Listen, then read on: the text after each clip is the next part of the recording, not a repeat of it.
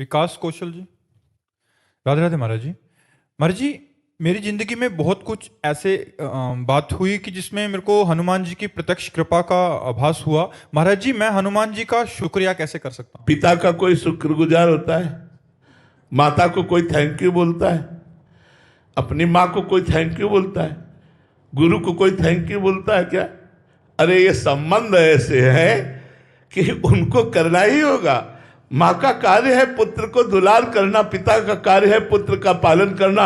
ऐसे जितने भगवान के स्वरूप हैं, इनको हमें धन्यवाद देने की जरूरत नहीं। हम उनके बच्चे हैं, हम उनके अंश हैं। वो हमारी सहायता नहीं करेंगे तो कौन करेगा सहायता? बस हम उनके हैं, यही बात हमारी बैठ जाए। और कोई हमारा नहीं है, वही हमारे हैं, ये बात हमारे हृदय में बैठ जाए। इसी से हनुमान जी, राम जी, कृष्ण जी, जो भी नाम आप लोग सब प्रसन्न हो जाएंगे। हम उनके हैं, ये ठसक बनी रहे, मैं उनका हूं, बस उनके हूं, बस इसी से बात हो जाए। और उनको हम क्या दे सकते हैं? अनंत ब्रह्मांडों का सृजन करके अपने आप में खेलने वाले को हम क्या दे सकते हैं? हम उनके हैं, बस इतना हमारी बात समझ में आ जाए। अंजलि जी। राधे राधे महाराज जी। महाराज जी, आपके द्वारा बताया गया है कि मैं शरीर नहीं हूं, ये जानती हूं, परंतु इसकी अनुभूति के लिए क्या प्रयास करना चाहिए? निरंतर नाम जप करो। नाम जप से विवेक प्रकट होता है, विवेक शुद्ध ज्ञान को प्रकाशित करता है। तो जैसे हम जगने पर जान पाते हैं कि स्वप्न का शरीर मिथ्या था, जैसे स्वप्न में हम जल में डूब रहे हैं या हमें कोई मार रहा है, उस समय हम कष्ट पा रहे हैं, लेकिन जब जगे तो ना वो स्वप्न का शरीर था, ना वो स्वप्निक कष्ट था, वो सब झूठा नजर आया। ऐसे उमा कहूं मैं अनुभव अपना, सत हरि भजन जगत सब सपना। जिस समय हरि भजन में हम निरंतर लगेंगे तो हमें ये ज्ञान हो जाएगा। जैसे स्वप्न के शरीर का महत्व नहीं रहता, ऐसे जागृत के शरीर का महत्व नहीं रहता। ये भी असत्य है। जैसे एक बार महाराज ज्ञानी शिरोमणि जनक जी ने देखा कि वो स्वप्न में देखा कि वो बड़े गरीब हो गए और वो भिक्षावृत्ति की भूख लगी, तो थोड़ा दाल चावल मिला, तो उन्होंने इसे खिचड़ी बनाई। वो खिचड़ी अभी पक भी नहीं पाई थी कि दो सांड लड़ते हुए आए और पूरी खिचड़ी फैल गई। उन्होंने कहा अब क्या होगा? इतने में आंख खुली तो देखा राजमहल में। उन्होंने कहा यह सत्य कि वो सत्य? ये राजमहल में पलंग पर सोया हुआ स्थूल शरीर इतने सुखपूर्वक, और अभी जो भूखा जनक भिक्षा मांग करके खिचड़ी पका रहा था, वो सत्य या ये सत्य?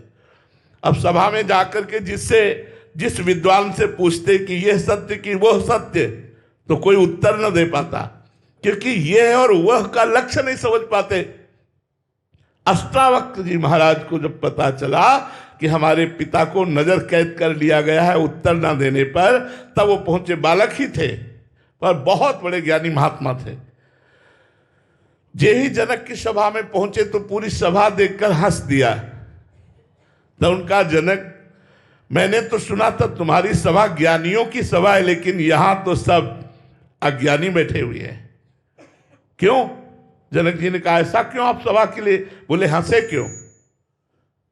तो सबने कारण बताया कि आप 8 जगह से टेढ़े हैं, अष्टवक्र हैं, चलने में 8 जगह, इसलिए हंसी आ गई। तो बोले चमड़ी को देखना, मांस को देखना, हड्डी को देखना, ये ज्ञानियों का लक्षण नहीं है, या ज्ञानियों का ही लक्षण है। इसलिए तुम्हारी सभा में कोई भी ज्ञानी नहीं। किसी ने आत्मा को देखा, शरीर को देखकर हंसी उड़ा दी, इसलिए तुम में से कोई ज्ञानी नहीं। बोल जनक, तुम्हारा प्रश्न क्या है? उन्होंने कहा यह सत्य कि वह सत्य? उन्होंने कहा ना ये सत्य ना वो सत्य।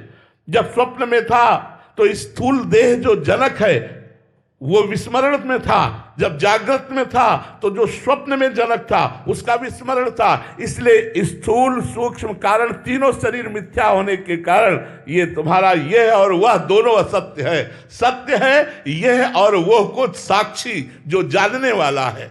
तो इसलिए इस शरीर का स्वाप्निक भाव तभी हमारे समझ में आएगा जब हम नाम जप करके गुरुदेव की कृपा से ज्ञान को प्राप्त होंगे। अभी हमने सुना कर समझ लिया मैं शरीर नहीं हूं, लेकिन ऐसा अनुभव नहीं है। ऐसा अनुभव हो जाएगा तो आप देहातीत अवस्था को प्राप्त हो जाएंगे, आप अवधूत अवस्था को प्राप्त हो जाएंगे। इसलिए खूब नाम जप करो, शास्त्रों का स्वाध्याय करो, पवित्र भोजन करो, कुसंग का त्याग करो, तो हमारे अंदर ज्ञान का प्रादुर्भाव हो जाए।